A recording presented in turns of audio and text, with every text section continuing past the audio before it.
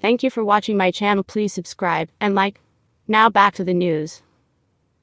His role in one of the most notorious scandals of the 20th century has long been a source of speculation. Now the Mail on Sunday can reveal that Prince Philip was named in top-secret FBI documents about the Profumo affair in the early 1960s. The papers show the FBI had been told the Duke of Edinburgh was personally involved with Christine Keeler and Mandy Rice-Davies, the two women at the center of the sex scandal that brought down the government. Files from the U.S. Department of Justice show the crucial memo was written by J Edgar Hoover, then director of the FBI, and it can be revealed after a 5-year quest by the Mo's seeking relevant documents under American Freedom of Information laws. At the heart of the scandal was the married Secretary of State for War John Profumo, who had denied in the Commons in March 1963 that he had a sexual relationship with teenage showgirl Keeler. He was forced to resign months later when proof of the affair became public. The scandal had national security implications because Keeler was also sleeping with Russian military attaché Yevgeny Ivanov. In the fallout, well-connected osteopath Stephen Ward, who had introduced Keeler to Profumo at a party, was charged with living off the immoral earnings of Keeler and her friend Rice-Davies. He took a fatal overdose and died 3 days after he was convicted.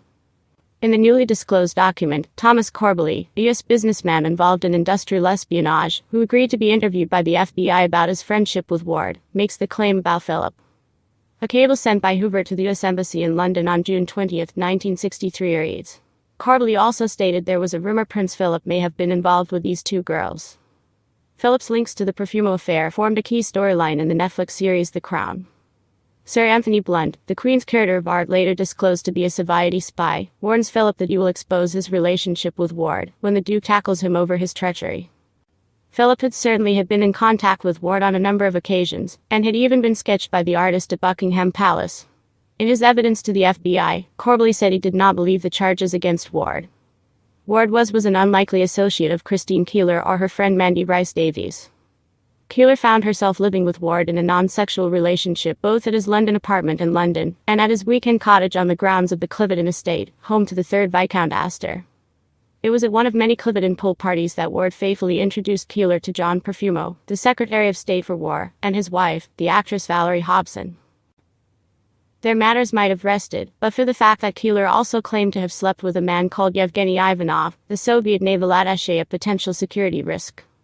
With rumors of his own affair becoming steadily more widespread, Profumo felt obliged to deny it in the House of Commons in March 1963, a lie which sealed his fate.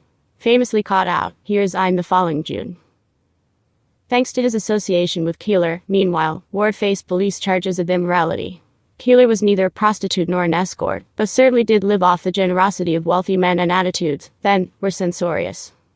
2 days later, Ward was arrested and formally charged with living off immoral earnings, a charge for which, however loud he might have been, there was little evidence.